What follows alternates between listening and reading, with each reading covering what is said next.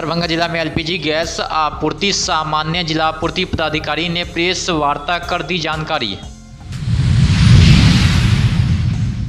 DM की अध्यक्षता में जनसुनवाई और कई मामलों का हुआ ऑन स्पॉट निष्पादन।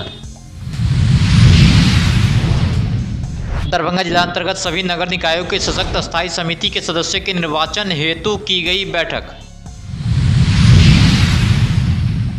केवटी में अंबेडकर प्रतिमा की सफाई को लेकर सक्रिय दिखे विधायक, कार्यकर्ताओं के साथ किया श्रमदान। प्रख्यात कवयित्री डॉक्टर त्रिषिया ने नारी शक्ति वंदन अधिनियम को बताया ऐतिहासिक कदम। मिथिला विश्वविद्यालय की जुबली हॉल में नारी शक्ति वंदन सम्मेलन कार्यक्रम का किया गया आयोजन। दरभंगा के लालबाग में स्थित मूसा शाह मध्य विद्यालय में 4 स्तरीय 3 दिवसीय प्रशिक्षण कार्यक्रम का किया गया आयोजन।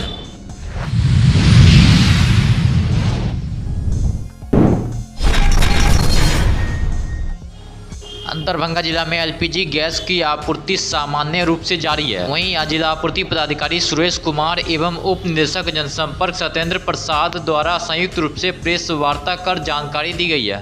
हम लोग प्रतिदिन गैस के वितरण से संबंधित अध्ययन प्रतिवेदन आपको देते हैं कि आज कितनी गैस का वितरण हुआ, कल कितना होगा, परसों की हमारी कितनी एजेंसियों के द्वारा गैस का वितरण किया जा रहा है। क्योंकि घरेलू एसपीजी एलपीजी में गैस का वितरण हो रहा है।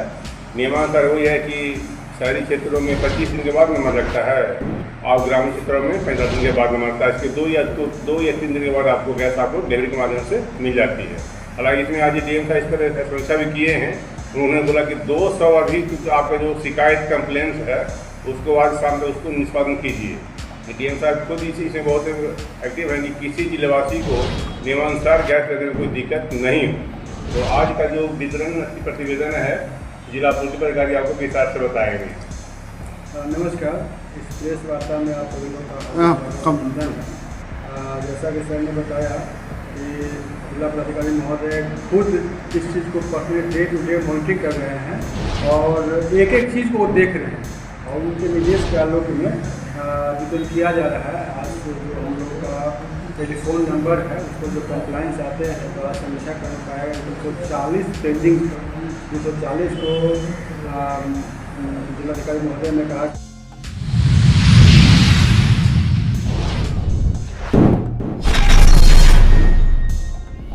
बिहार सरकार के निश्चय पार्ट 3 के अंतर्गत सबका सम्मान जीवन आसान कार्यक्रम के अंतर्गत जिलाधिकारी कौशल कुमार की अध्यक्षता में आज कार्यालय कक्ष में जनसुनवाई किया गया। कार्यक्रम का मुख्य उद्देश्य आम नागरिकों की समस्याओं का त्वरित, पारदर्शी एवं प्रभावी समाधान सुनिश्चित करना है। आज आयोजित जनसुनवाई में जिले के विभिन्न प्रखंडों से आए नागरिकों ने अपनी समस्याएं जिलाधिकारी के समक्ष रखे हैं। जिलाधिकारी ने सभी आवेदनों को गंभीरतापूर्वक सुना तथा उनके समाधान के लिए संबंधित विभागीय पदाधिकारियों को आवश्यक दिशा निर्देश दिए। इस दौरान जनप्रतिनिधियों से भी मुलाकात कर उनसे प्राप्त सुझावों पर चर्चा की गई है। जन सुनवाई के दौरान 30 से अधिक आवेदन पर विस्तृत सुनवाई की गई। इनमें से लगभग कई मामलों का मौके पर ही निष्पादन कर दिया गया, जबकि शेष आवेदनों के संबंध में संबंधित अधिकारियों को शीघ्र कार्रवाई करने का निर्देश दिया गया। प्राप्त आवेदन में मुख्य रूप से भूमि विवाद, शिक्षा विभाग, आयुष्मान कार्ड, बिजली विभाग आदि से संबंधित मामले तथा अन्य जनहित जुड़े विषय शामिल थे।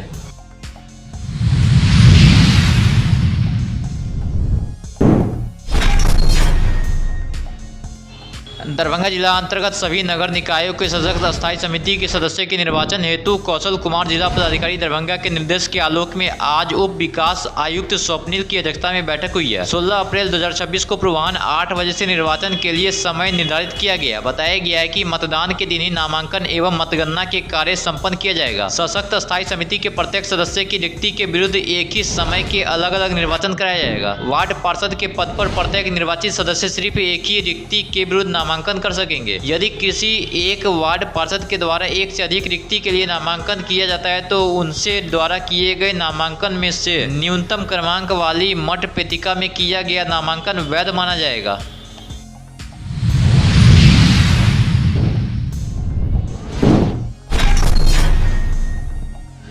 केवटी प्रखंड मुख्यालय स्थित डॉक्टर भीमराव अंबेडकर की प्रतिमा स्थल पर सोमवार को सफाई अभियान चलाया गया। इस अभियान का नेतृत्व स्थानीय विधायक डॉक्टर मुरारी मोहन झा ने किया, जहां उन्होंने भारतीय जनता पार्टी के कार्यकर्ताओं के साथ मिलकर प्रतिमा परिसर की साफ सफाई की और आसपास के क्षेत्रों को स्वच्छ बनाने का संदेश दिया। वहीं कार्यक्रम के दौरान विधायक ने स्वयं झाड़ू उठाकर सफाई की है, जिससे कार्यकर्ताओं में भी उत्साह देखने को मिला है। आज़ादी के पश्चात किसी भी पार्टी ने देने का काम नहीं किया, वो काम आज भारतीय जनता पार्टी के सभी कार्यकर्ता लोग कर रहे हैं और जगह जगह पर मूर्ति का सफाई, मूर्ति के कैंपस का सफाई, भारतवर्ष के अंदर वो सभी आज कल वैसे उनका कल 14 तारीख को जन्मतिथि है और इसे सभी जगह हमारे कार्यकर्ता पूरे हिंदुस्तान के स्तर पर जितने भी भारतीय जनता पार्टी के कार्यकर्ता हैं सभी आदरणीय स्वर्गीय डॉक्टर भीमराव अंबेडकर जी को आज हम सभी एकत्रित होकर उनको याद किए हैं।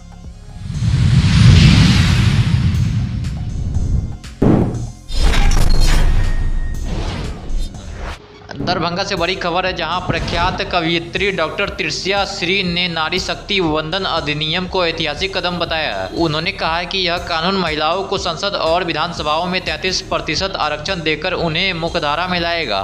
सबसे पहले तो जो भी लोग मुझे देख रहे हैं मैं सभी को नमस्कार करती हूँ। मैं हूँ डॉक्टर त्रिषा श्री। मैं एक डॉक्टर, अंग्रेज़ी पुस्तकों की लेखिका हूँ और देश भर में बतौर कवयित्री जानी जाती हूँ।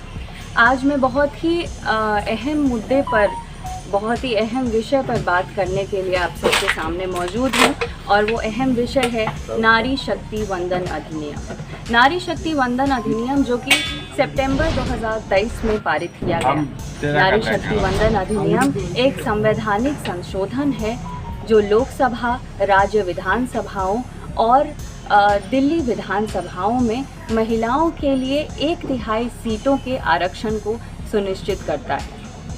अगर आप आम भाषा में मुझसे पूछें तो मैं कहूँगी कि ये कानून है, लेकिन अगर आप मुझसे पूछें कि ये क्या है तो मैं अपनी भाषा में कहूँगी कि यह केवल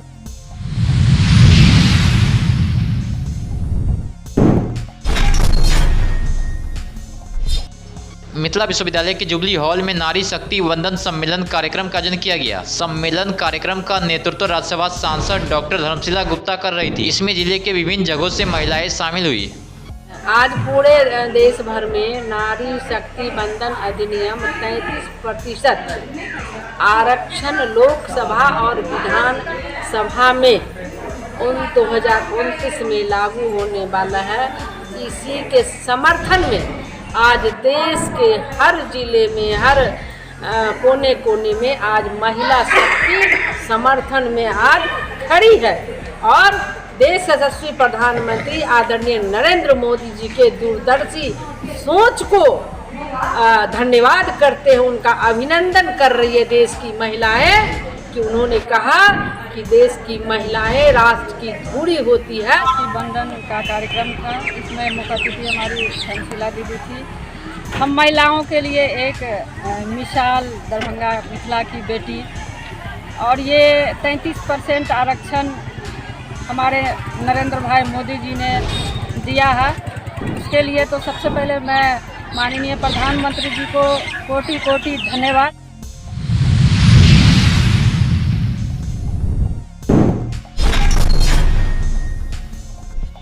दरभंगा के लाल बाग में स्थित मूसा साहब मध्य विद्यालय में 4 स्तरीय 3 दिवसीय प्रशिक्षण कार्यक्रम का आयोजन किया गया। यह प्रशिक्षण भारत की जनगणना को लेकर दिया गया। इसमें पहली क्लास से लेकर 12वीं क्लास तक के शिक्षक शिक्षिकाएं शामिल हुए।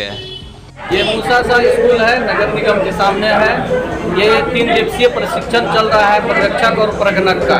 ये 3 दिन का होगा। 3 दिन देने के बाद ये अपने 2 मई से लेकर 31 मई तक अपने ड्यूटी में करेंगे, जनगणना करेंगे, आकांक्षा गिनती करेंगे, सूचीकरण करेंगे। कौन लोग शामिल हैं? इसमें 1 से लेकर 12 तक के शिक्षक शिक्षिकाएं हैं। कब तक चलेगा ये बैच का तो 3 दिन है, 3 दिन चलेगा, लेकिन ये 24 तक चलेगा। ये सबका बैच अलग अलग है, अलग अलग डेट में अलग अलग आदमी का चलेगा। क्या आप जानना चाहते हैं अपने आसपास की बड़ी खबरें? बता दें, बहेरी में दिन दहाड़े गोली मारने की एक बड़ी घटना सामने आई। पिस्टन चलाते हुए सर सीधा निकलते रहा, गाड़ी स्टार्ट था। कि इस बार का बिहार का मुख्यमंत्री कौन होगा? नहीं गैस के कोनो उपाय है, हमें ना जेबे न करे छथिन, घर वाला सब बैठल छथिन घर के लके। राजनीति, अपराध और लोकल अपडेट, हर स्थानीय समस्या के लिए जुड़े रहिए बिहार दिखा न्यूज के साथ। हर खबर आपके लिए फॉलो करें, सब्सक्राइब करें अभी।